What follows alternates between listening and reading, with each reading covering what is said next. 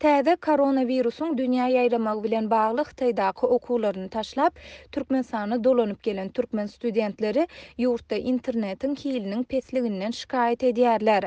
Azatlyk radiosynyň Ahal welaýatynyň habarçysy bilen gizlilik şertine söhbetdeş olan studentleriň ençemesi internetiň tizligi, pesligi sebäpli online sapaklary alyp bilmeýändiklerini we munyň diplomlaryny almakda uly kynçylyk döredip biljekdigini aýtdylar. Keselçilik sebäpli Hytaýdan izine gelen Akbuğday, Maltumulu, Gäwers, ýaşlyk we äne ýaly şäherdir etraplaryň ýaşlary internetiň tizliginiň pesligi sebäpli online sapaklara gatnaşyp ýa-da sapaklary alyp bilmeýärler. Hususan da Gäwersde we ýaşlykda internet juda pes. Hatda 3G hem ähli ýerde ýok. Ol bolanda da internetiň tizligi sapaklara gatnaşmaga ýetmeýär. Online okuw bolan soň Hytaý tarapy oňa da kötýär. Olar tarapdan mesele ýok, emma altyn asyryň interneti virus degene meňdeýär. İşleşiniň uğru ýok diýip gizlilik şertinde söhbetdeş olan habarçy aýtdy. Onuň sözüne görä studentler şu bökdönçlükler sebäpli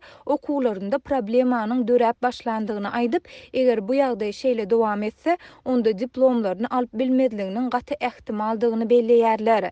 Häzir Hytaýdan gelen studentler aladaly ýagdaýda bolup, olar näme etjeklerini bilmeýärler diýip habarçy aýtdy. Şol bir wagtda studentler uly şäherlerde internetiň tizliginiň birneme ganymatdygyny, ýöne her gün bu ýerdäki internet kafelara gatnap okumagy özleriniň maddi mümkinçiliginiň ýokdugyny belleýärler. Uly şäherlerde ýaşaýan käbir garyndaşlarymyzyň öýüne de baryp bilmeýäris.